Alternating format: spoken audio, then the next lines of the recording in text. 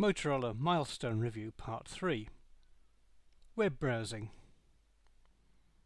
The web browser on the Milestone is excellent. It renders almost everything perfectly, including some quite tricky pages. The 854 pixel wide display is ideal for web use, and the very fast processor means that pages load quickly.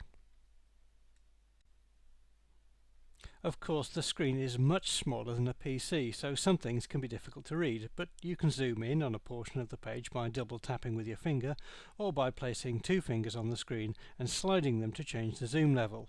This second technique takes some getting used to.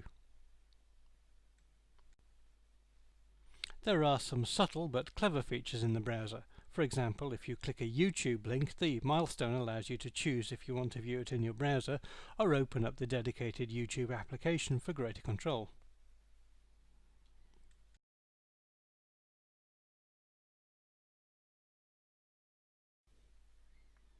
It's easy to add and organize favorites and to switch between different windows.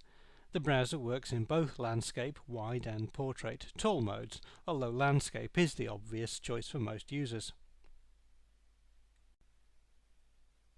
One slightly annoying thing about the Milestone's web browser is that some sites insist on defaulting to a mobile version of the page when the handset is perfectly capable of displaying the full version. Clicking on links seems daunting, especially as the text is often small and the only thing you have to click with is your finger. Still, the Motorola Milestone's Android software seems to get the right link almost all of the time. If the built-in web browser doesn't quite suit, then there's also a version of Opera available, plus some other browsers, and the rumours are that a version of Firefox is due to hit Android in 2010.